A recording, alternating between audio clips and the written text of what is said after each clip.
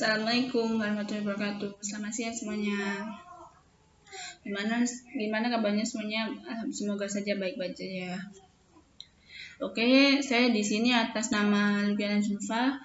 Saya akan mereview sebuah buku, yaitu buku Filsafat Ilmu yang ditulis oleh dosen saya sendiri, yaitu Pak Bambang Subari MSI. Nah, di sini itu pasti kalian bertanya ya, kenapa saya kok buat video kayak gini gitu. Ya, saya buat video kayak gini untuk memenuhi tugas UTS saya dari mata kuliah ilmu filsafat. Ya, sebelum itu kalian udah tahu nggak sih bukunya gimana? Oke, kalau nggak tahu, aku kasih tahu dulu ya. Bukunya itu kayak gini. Kayak gini, bisa dilihat itu. Aku nggak punya bukunya sih. Bukunya kan belum aku beli. Ya, aku cuma punya PDF-nya aja. Nah, bukunya itu nggak tebel, tapi juga nggak tipis banget. Ya, kayak buku biasanya aja sih. Kayak kalau kalian pernah lihat itu kayak novel-novel, tapi novel nggak tebel gitu. Dalam buku ini itu bagus banget dan ilmunya itu bisa nangkep banget. Nah, pembahasannya itu maksudnya itu bahasanya itu enggak serumit-rumit buku-buku lainnya gitu. Kan biasanya buku-buku lainnya itu rumit banget. Apa sih ilmu filsafat? Apa sih nggak tahu gitu. Meskipun baca itu nggak bisa nangkep gitu loh. Kalau buku ini tuh bisa banget nangkep di buku ini. Oke. Dan kalian itu kalau baca buku ini tuh bisa menambah wawasan kalian tentang apa sih ilmu filsafat itu gitu. Oke, langsung aja ya. Kita langsung aja ke babnya langsung ya. Oke, sebelum itu aku bacain dulu. Materi-materi yang ada di sini atau bab-bab yang ada di sini, oke? Yang pertama itu bab 1 yaitu pendahuluan, ya kayak kata pengantar gitu, daftar isi, terus bahasa gitu. Yang pendahuluan dulu ya. Yang bab pertama. Bab pertama itu adalah etimologi dan terminologi. Sejarah singkat perkembangan filsafat. Ya maksudnya itu ya bab 1 ini yang bakalan aku review oke? Dan bab kedua itu adalah tentang mencari kebenaran. Ya, tentang objek filsafat, tujuan filsafat, kerangka berpikir, hakikat dan kebenaran gitu. Dan bab ketiga itu adalah aliran-aliran filsafat. Oke, aliran filsafat itu tuh tentang metafisika, rasionalisme, terus empirisme dan pendidikan. Dan positivisme. Maaf guys, belum kebiasa kayak gini ya. Tentang positivisme, oke. Langsung aja yang ke bab 1 yang bakal aku review, oke? Yaitu tentang etimologi dan terminologi. Oke. Ilmu filsafat ini adalah ilmu yang wajib banget untuk mahasiswa S1 atau S2 dan S3 yang harus ditempuh atau harus yang dipelajari gitu ya. Karena mereka telah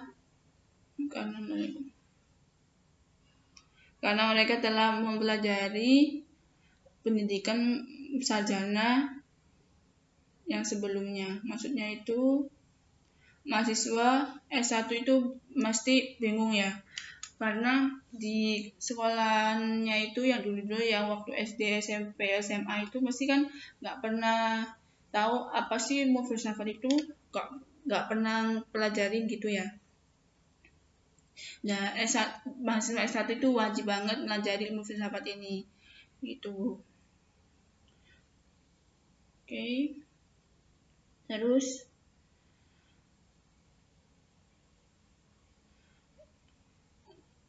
di sini ada pembahasan awal ya, yaitu apa sih etimologi itu? Etimologi adalah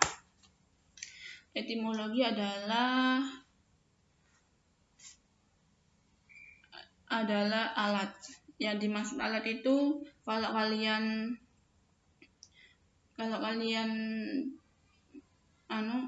santri pondokan ya, kalau kalian santri pondok itu mesti kalian tahu di kayak ilmu nahwu sorof gitu guys. Ilmu alat itu ya kayak ilmu nahwu sorof gitu. Yang maksudnya kayak nahwu sorof itu ya kayak kalau nahwu sorof itu kan buat bisa manai kitab ya.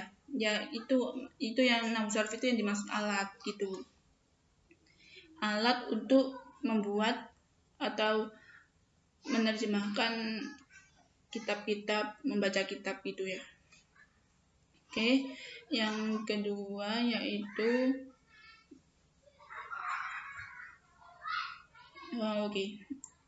filsafat. Kalau di bahasa Yunani itu ada dua guys. Filsafat kalau di bahasa Yunani itu ada dua, yaitu philia dan sophia. Yang dimaksud philia itu adalah cinta. Kalau sophia itu kebijaksanaan. Jadi kalau digabung itu cinta dan kebijaksanaan. Oke. Maaf ya, ini kacamatanya agak Oke, yang dimaksud cinta dan kebijaksanaan itu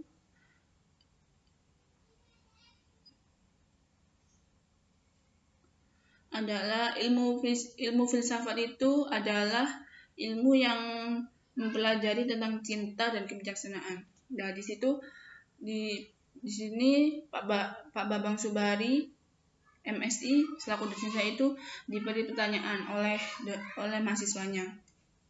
Ini bunyinya gini.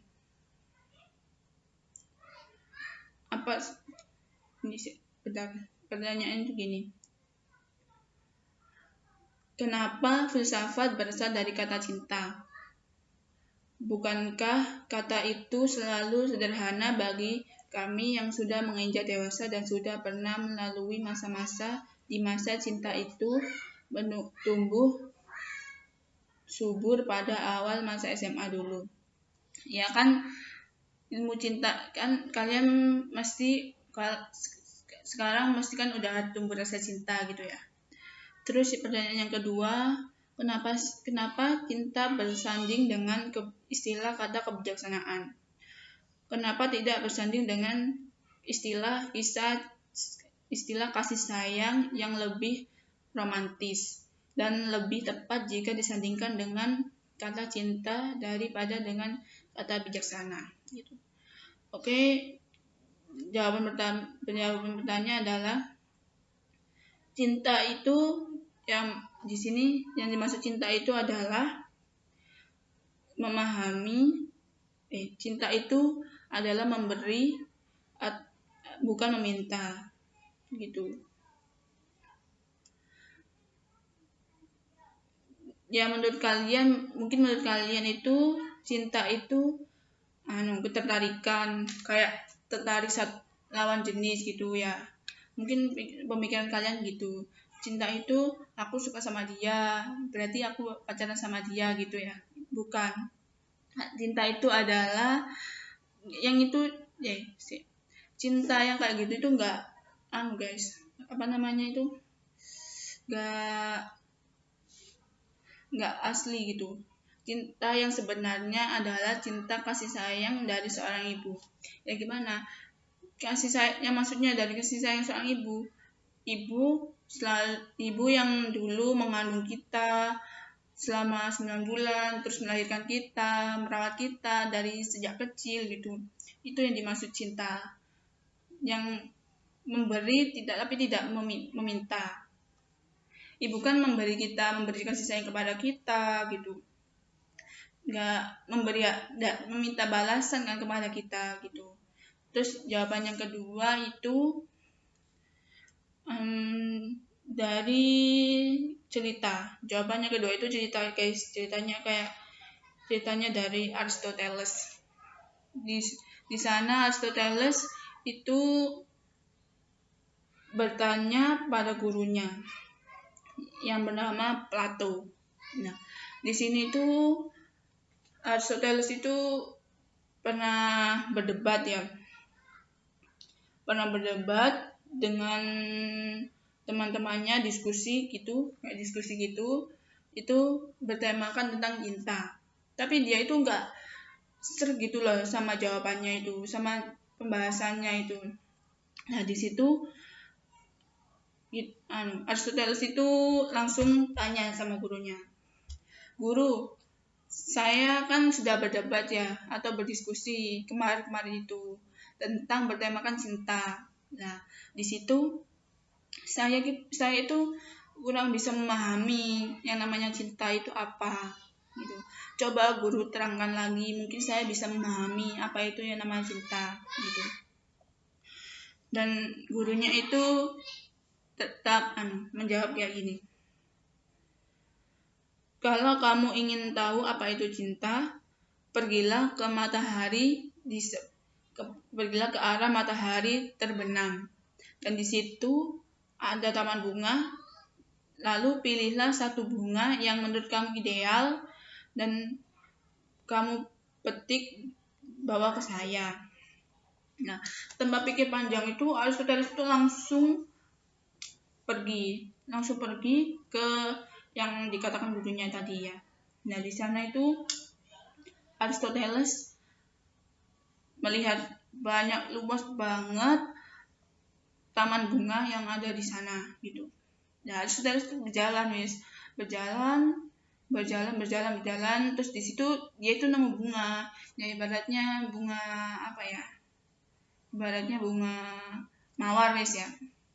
Nah, ibaratnya bunga mawar. Dan di situ dia itu gini, "Wah, ini bunganya bagus banget menurut saya. Di antara bunga-bunga lain yang ini yang paling bagus gitu ya menurut dia." Terus dia berpikir, namanya manusia kan masih kan kurang puas gitu ya. Nah, terus dia itu langsung pemikiran lagi, kalau di sini ada bunga yang paling bagus, berarti di sana atau di depan-depan sana pasti ada bunga yang paling bagus lagi gitu. Terus dia itu berjalan lagi. Bunga yang pertama itu dihiraukan sama dia. Berjalan lagi, di sana berjalan lagi, terus dia lihat ada bunga, misalnya bunga melati gitu ya. Terus dia nemu bunga melati. Lah, ini paling bagus ini. Dari bunga yang tadi paling bagus yang ini. Gitu. Terus pemikiran lagi, keluar manusiawinya lagi. Tapi kalau yang ini lebih bagus, pasti yang di depan saya itu yang pasti lebih bagus lagi dan masih banyak lagi gitu.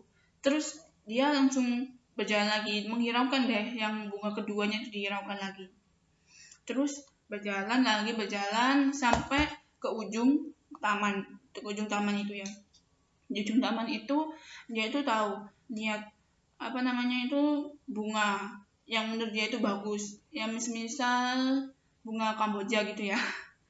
Nah, menurut dia itu bagus, tapi di hatinya itu kerentek kok, enggak deh, yang lebih bagus itu yang bunga di belakang lah. Tapi kan gurunya berpesan sebelum itu, kamu harus milih bunga satu, tapi nggak boleh noleh ke belakang atau nggak boleh berjalan ke belakang lagi. Jadi Aristoteles itu suka sama bunga yang pertama itu. Terus kan kata gurunya nggak boleh ke belakang lagi, jadi dia nggak ambil. Terus dia ke gurunya gurunya itu tersenyum, terus bilang gini, "Duh, kenapa kamu kok nggak bawa bunga? Kan saya suruh bawa bunga gitu." Terus Aristoteles jelasin, "Ya maaf guru, saya nggak bawa bunga karena diceritakan lah tadi itu ya, masalahnya tadi diceritakan, soalnya yang pertama itu dia ditinggalkan gitu, dan menurut saya itu yang ada yang lebih bagus lagi diceritakan itu." Terus singkat cerita, gurunya tersenyum. Terus gurunya bilang, gini, ya itu yang namanya cinta gitu. Cinta itu bukan mencari kesempurnaan gitu. Cinta adalah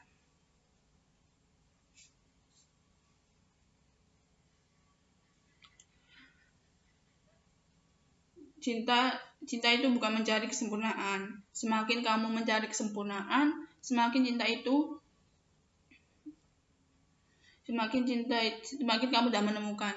Nah, karena yang dimaksud cinta itu adalah kita nggak usah cari kesempurnaan, karena kesempurnaan cinta itu yang kita bentuk sendiri, bukan dicari gitu. Ya oke guys, maaf waktunya udah habis.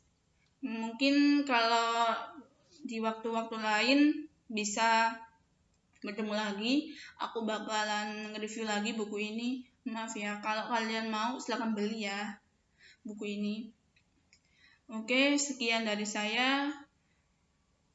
Sekian Zulfa. Kalau ada kata yang kurang berkenan, mohon maaf.